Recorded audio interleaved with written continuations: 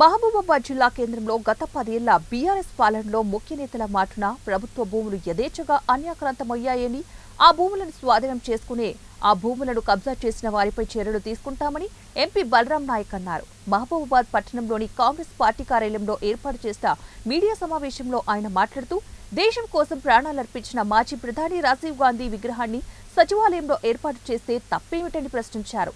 CM Revanth రెడ్డిపై MLC Takkellapalli Ravinder Rao చేసిన పరుష పదజాలంతో దూషించిన వ్యాఖ్యలను తీవ్రంగా ఖండిస్తున్నామని, ఇలాంటి ఘటనలు పునరావృతమైతే సహించేదే లేదని, సిగ్గు లేనోడిని తిడితే సిగ్గు వస్తుందా అని, సిగ్గులేని వాడిని ఏం తిడుతున్నామని ఆగ్రహం వ్యక్తం చేశారు.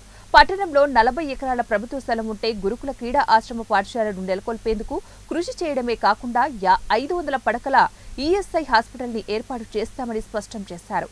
ఈ మీడియా సమావేశంలో ఎమ్మెల్యేలు డాక్టర్ మురళీ నాయక్, రామచంద్ర నాయక్, టీపీసీసీ అధికార ప్రతినిధి విజయ్ చందర్, డీసీసీ అధ్యక్షులు భరత్ చందర్ రెడ్డి, కాంగ్రెస్ పార్టీ నేతలు పాల్గొన్నారు. మరి నువ్వు ముందే పెట్టుకొని ఉంటివి, కట్టేక ముందే చేసేసి పెట్టుకొని ఏమేమి పెట్టుకోవాలో పెట్టుకొని కన్స్ట్రక్షన్ చేయనుంటివి.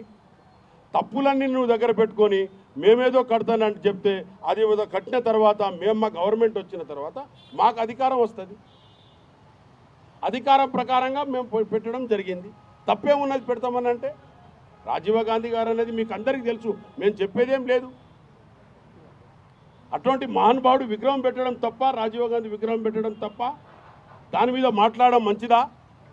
గౌరవనీయుల కేసీఆర్ గారికి నేను అడుగుతున్న, మాజీ ముఖ్యమంత్రి గారికి, తెలంగాణలో మేము కూడా పోరాటం చేసినామండి.